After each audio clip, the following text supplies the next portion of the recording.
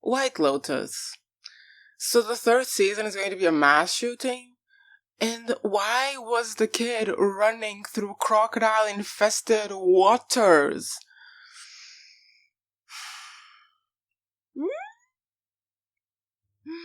This is gonna be so much fun. Okay, first up, we're going to break down the new characters and discuss each little cluster individually because they are literally monkey brains running around causing trouble all the time. Did anyone catch that?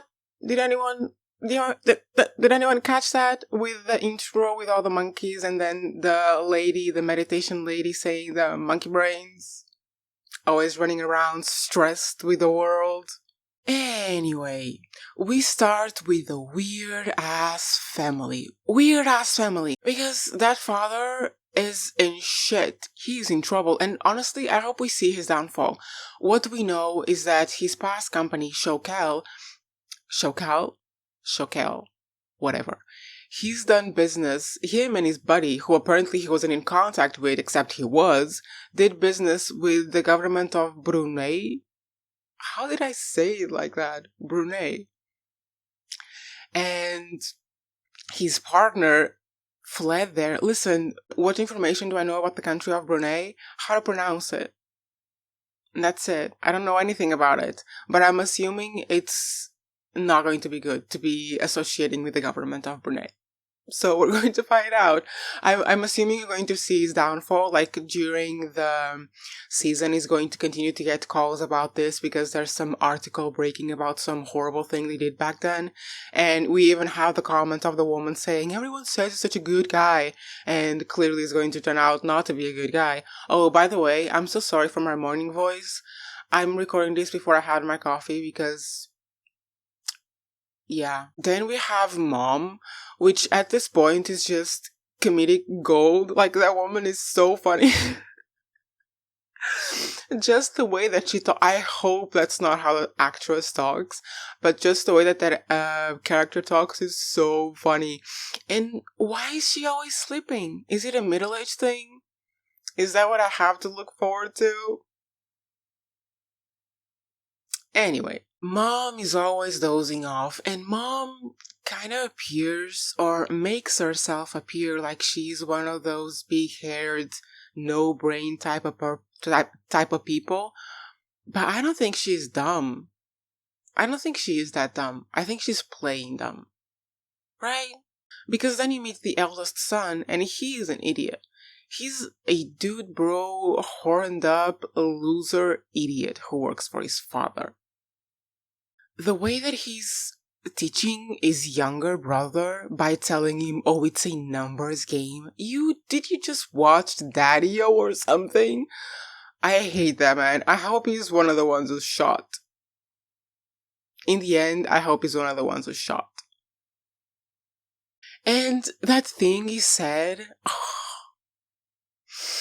that thing he said about his sister and his brother that they can't sleep on the same room because after they have full-grown genitalia, they can't sleep in the same room together. You know, only a person who thinks about it would think to worry about that. They're siblings, they grew up together, they don't see each other like that. I hope they don't lean into that.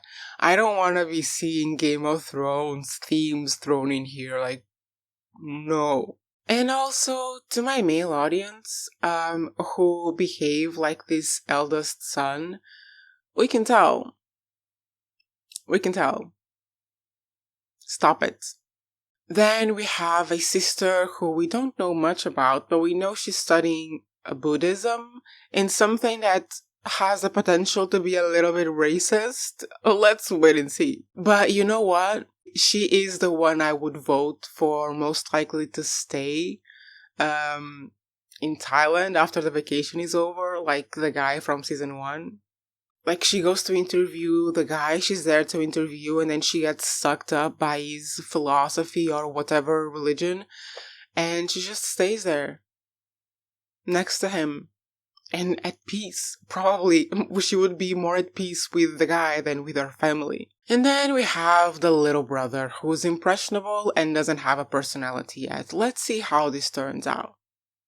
And then we have the friend group, the actress and her friends. If I say friend number 1, friend number 2, and friend number 3, does anyone not know which ones I mean?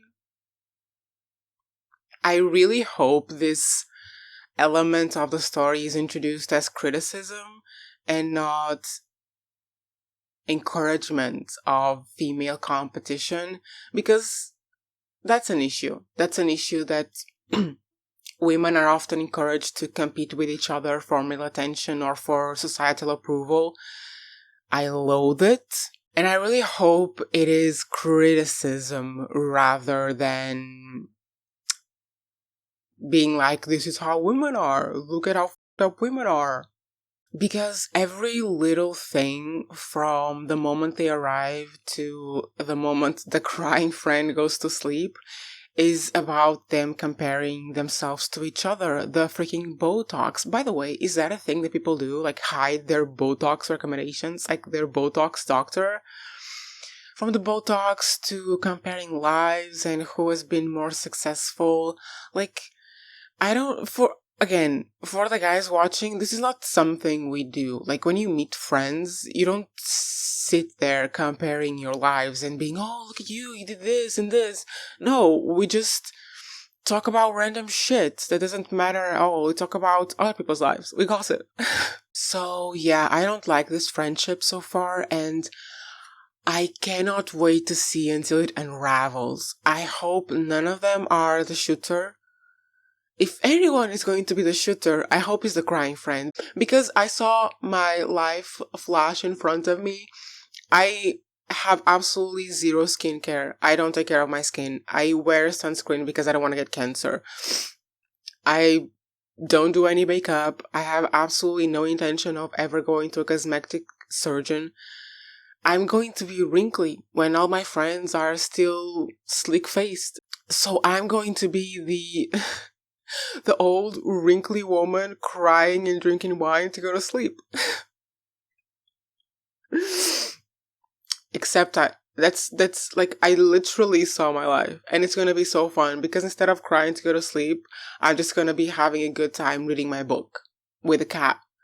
I'm the literal definition of a spinster, guys. Then we have the old dude with the young girlfriend, and to tell you the truth, in the first few shots, I wasn't sure whether she was the daughter or I wasn't sure, okay? I wasn't sure, but then it was very clear very quickly. First of all, I love that actress. That's the girl from Sex Education. Love the comment about the teeth, because yes, she's got great teeth. And immediately love her vibe. She knows what's up. Like, she knows more than he thinks she knows, I think. And when she turned to him and she was like, oh, to be a victim of your own decisions. I am a member of her fan club. No, but the old guy, is at the Thailand White Lotus because he wants to talk to the husband of the owner. And I'm gonna be honest right now, when he was looking at the photo of the owner with her husband, the way that he was looking at her husband, I was thinking, romance, right? He wants to kiss him, right? He didn't look at the photo with anger, did he? He looked at the photo with longing. Is this what is this what it is? It's like a past lover, because they're both Americans, by the way. They're both from the US. Is this like a past lover coming, like, running to the airport to go find his love? Come on, guys. It has to be, right? Oh, and speaking of gay old dudes, what? Did I not watch the last season correctly? Because I thought he was part of the gay dudes who wanted to kill the blonde funny lady. Right? Oh, and by the way, I was expecting to have a twin of the blonde funny lady, but no twin. We get the masseuse from the first season. I think they're lovers or past lovers, and he's coming to profess his love to his past lover. And the old gay assassin. Maybe I watched the last season wrong. This is what I'm thinking. But then why is he marrying another rich lady? Why is he marrying another rich lady? And for a year, for sure he wants to off her and take her money, right?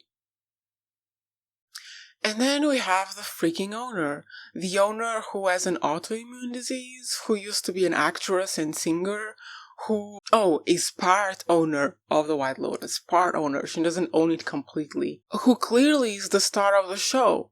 Clearly is the star of the show. Is she going to be the target of the shooting? Is she going to be the target and then the person who comes to shoot her is like, oh, might as well shoot a few others?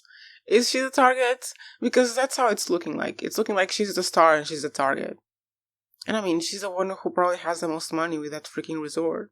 Okay, I will not make bets so far as who is the person with the gun.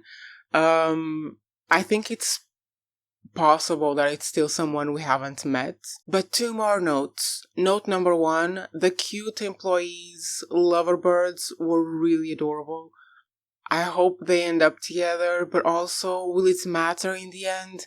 They will probably be like both dead, side by side, hands stretching to touch each other. Probably. And note number 2, someone will die from those damn seeds. Definitely, they wouldn't introduce it if they weren't going to use it. What do they call it? Someone's gun? Chekhov's gun?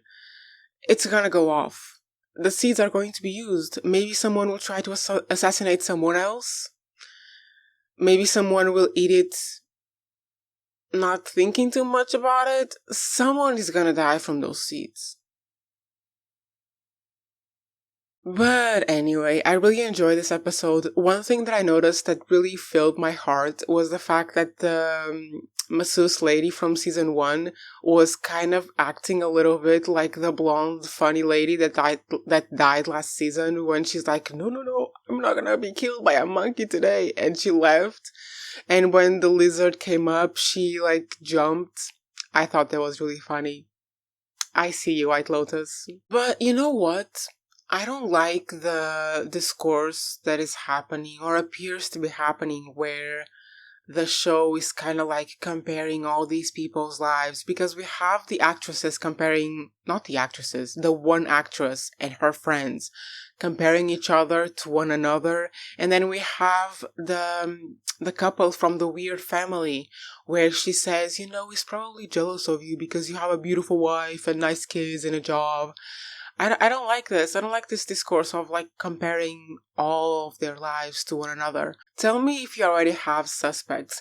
I haven't paid much attention to the introduction because it was so much, but tell me if you see clues in the introduction. I feel like it's clear at this point that they are going to make references to the introduction, or maybe already have, because the thing that the lady says at the beginning with monkey brains has to be like something.